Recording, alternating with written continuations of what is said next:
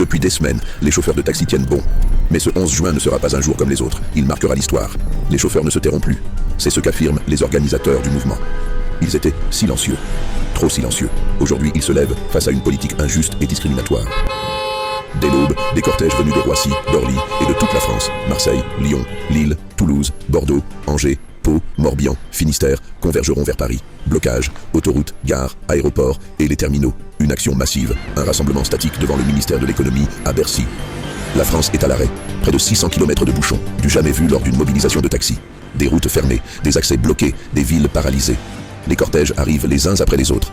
À Bercy, l'un des principaux groupes de chauffeurs est déjà sur place. D'autres sont encore en route. On estime entre 4000 et 5000 taxis dans les rues de Paris. Et ce n'est qu'un début. Une mobilisation d'ampleur est aussi en cours dans le reste du pays. Déterminé, uni, intransigeant. Le mouvement dépasse les frontières. En Allemagne, aux Pays-Bas, en Italie, au Portugal, en Espagne, d'autres chauffeurs suivent le mouvement.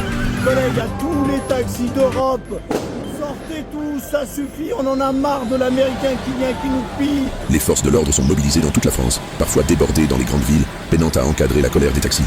La CNAM, avec le soutien du gouvernement et du ministère de la Santé, impose une baisse de tarifs de 30% et exige le transport simultané de plusieurs patients, au mépris de leur santé, de leur intimité et de la dignité des chauffeurs.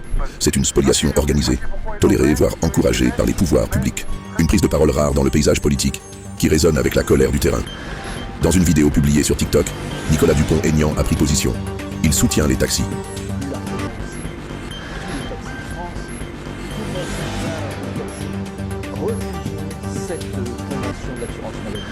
Derrière cette colère, il y a des drames, des suicides, des divorces, des familles brisées, une souffrance profonde, ignorée, alimentée par plusieurs gouvernements successifs.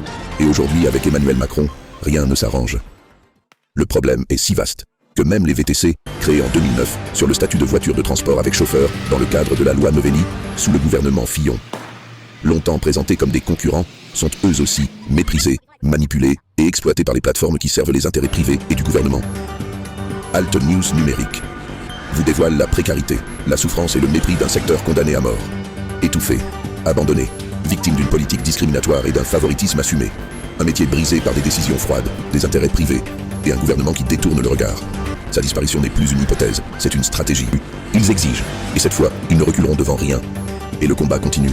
Vous êtes de plus en plus nombreux à nous suivre. Mille merci pour votre fidélité. Continuez à liker, continuez à partager. Votre soutien, votre mobilisation, c'est notre plus grande force. C'est ce qui nous donne l'énergie de continuer, jour après jour, à vous transmettre une information libre, engagée, au plus près de la réalité. Encore, merci Alt News numérique, toujours plus fort, toujours plus loin, au cœur de l'actualité.